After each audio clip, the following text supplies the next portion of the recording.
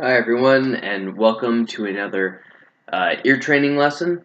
Today we're going to talk about recognizing intervals by ear. Now, first of all, I want to go over a extremely helpful resource. It's been helpful to me, many of my peers, many just people I've known in general who have had to teach themselves ear training. And that's musictheory.net. It has an ear training section. It's fantastic. You can go to their interval ear training.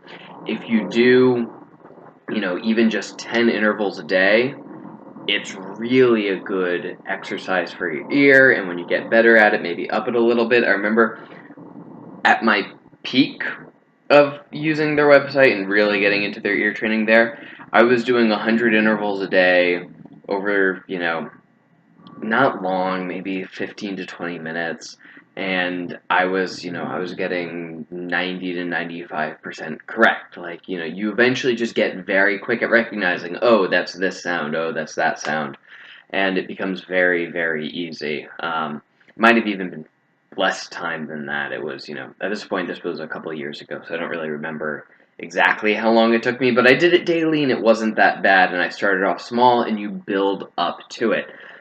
However, that doesn't necessarily teach you.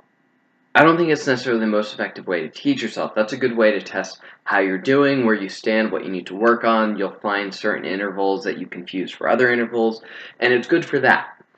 In terms of actually learning the intervals, what I suggest is actually rather simple.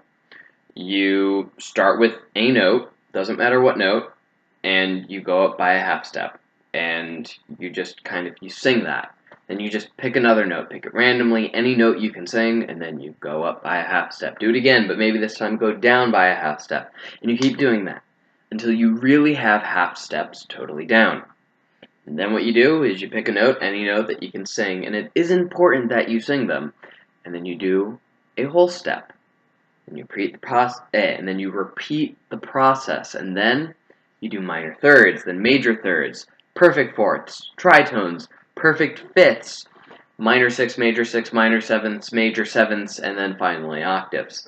Now, maybe you decide to change up the order a bit. If you do want to go out of order, generally what I would suggest is, obviously, know your unison. Be able to tell when a note is repeated, then octaves, then fifths, then fourths, then major thirds, and then after that it becomes a little bit more nebulous. Do your minor thirds, your sixths, then maybe your sevenths, and then your seconds, and then finally your tritones.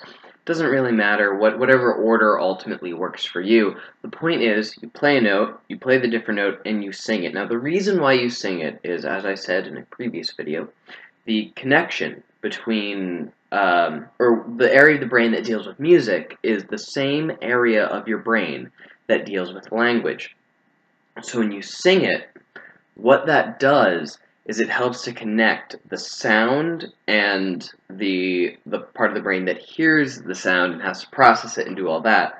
And so it doesn't become something that's just happening, it becomes something you're engaged in, and you create this connection, and that will make it much easier to tell things later. Um, and yeah, and like I said, be working on your, singing the intervals as you're playing them, whether it's on your piano, a guitar, a trumpet, it doesn't matter.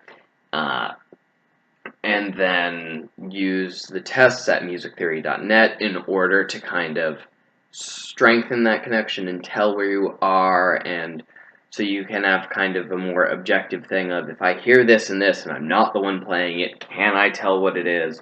Start small, build up. That's my suggestion.